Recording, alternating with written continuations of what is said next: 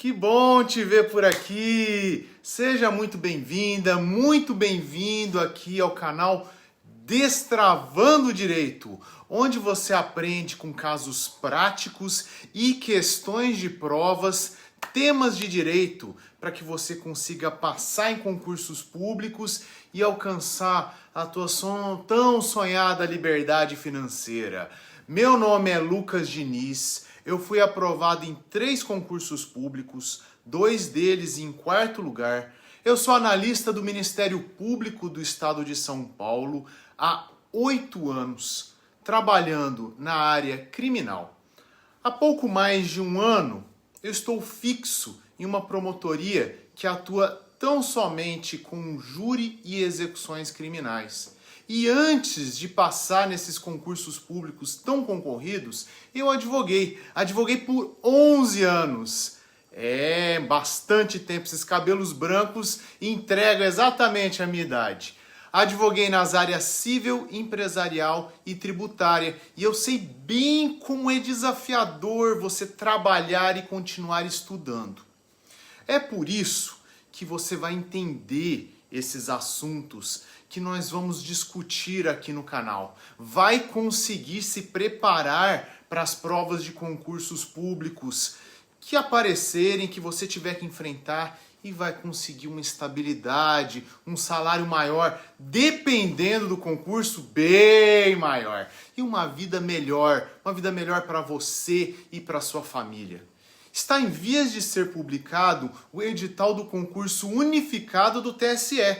Serão mais de 500 vagas de técnico e de analista, sendo que o salário inicial hoje de um analista é de R$14 mil mais benefícios. Poxa! Nos últimos concursos para analista da área judiciária, entre 7 e 10 questões têm sido de direito penal, de execução penal e de processo penal. Poxa, gente, é bastante coisa, considerando que geralmente são 50 questões de conhecimentos específicos, mais 30 aí de conhecimentos gerais, português. E mais, mesmo na área do direito eleitoral, que é a matéria que costuma ser o carro-chefe desses concursos, o número de questões que se entrelaçam com o direito penal também é considerável. E um desses temas que geralmente é cobrado são crimes eleitorais. E crime eleitoral é aquele que está previsto em leis eleitorais e que viola a liberdade, o exercício do voto, atenta contra instituições eleitorais ou mesmo contra a regularidade do processo eleitoral. Por isso, crime eleitoral não é crime político. Crime político é aquele que atenta contra o Estado democrático de direito. Tem previsão aonde? No Código Penal, lá nos artigos 359-I a 359-R. E é julgado, em regra, pela Justiça Federal, conforme previsão expressa no artigo 109, inciso 4 da Constituição Federal. Certo?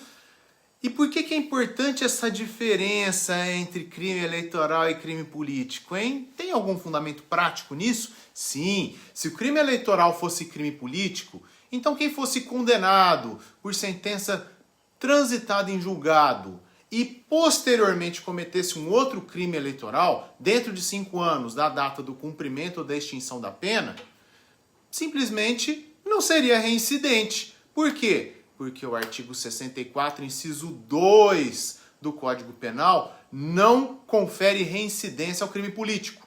Crime eleitoral também não é crime de responsabilidade. Os crimes de responsabilidade, eles se dividem em próprios e impróprios. Os crimes de responsabilidade próprios podem ser comuns ou especiais. Os próprios comuns são os crimes contra a administração pública que são praticados por funcionário público.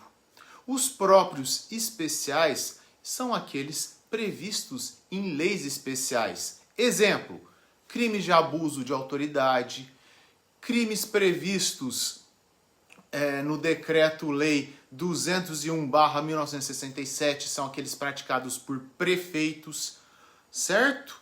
Estes são os crimes de responsabilidade próprios. E tem também os crimes de responsabilidade impróprios, que são, na verdade, as chamadas infrações político-administrativas, que são julgadas pelo Poder Legislativo e que podem acarretar o impeachment do chefe do Poder Executivo. Ou seja, pessoal, nem mesmo são crimes.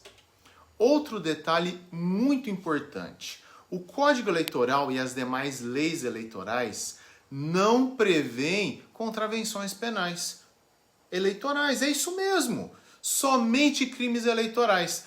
Tanto que o artigo 364 do Código Eleitoral, que manda aplicar subsidiariamente o Código de Processo Penal, manda aplicar tão somente aos crimes eleitorais. Nada fala sobre as contravenções penais eleitorais. Tá bom, qual que é a importância disso?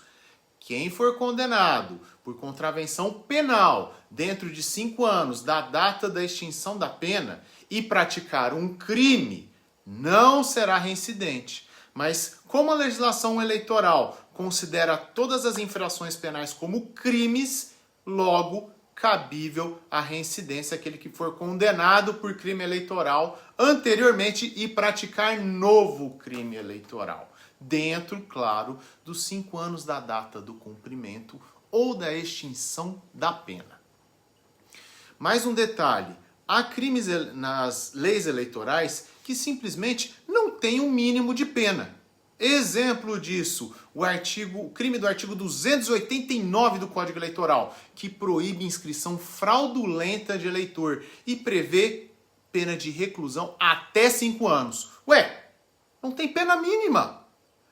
O artigo 284 do Código Eleitoral resolve isso. Estabelece que, se não houver previsão no tipo penal do mínimo, a pena mínima será de 15 anos se o crime for apenado com detenção ou de 1 se for reclusão.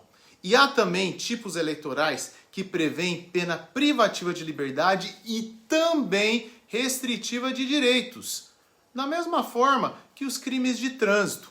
Um exemplo: o artigo 334 do Código Eleitoral, que busca proteger o processo eleitoral do abuso do poder econômico, proibindo a utilização de uma empresa de vendas, por exemplo, para distribuir mercadorias, distribuir prêmios e sorteios. Com qual finalidade? Para fazer propaganda eleitoral ou aliciar eleitores. Prevê pena de detenção de 6 meses a 1 ano e também a cassação do registro do candidato se ele tiver praticado esse crime. Essa cassação de registro, ela é pena restritiva de direitos. E ela não vai ser aplicada de forma autônoma, como ocorre lá nos crimes previstos no Código Penal. Isso está previsto no artigo 44 do Código Penal. Não são penas autônomas, portanto.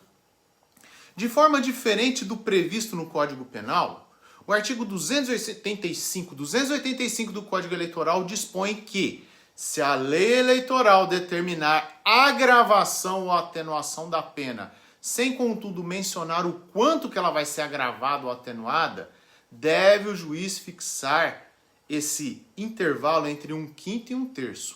Peraí, como assim? Agravado ou atenuado? Isso aí é circunstância agravante ou atenuante? Não. Na verdade, a norma fala em causas de aumento ou de diminuição de pena, que são aplicadas quando o tipo penal nada mencionar, nada prever a respeito. Um exemplo disso, o artigo 300 do Código Eleitoral prevê o crime de coação eleitoral.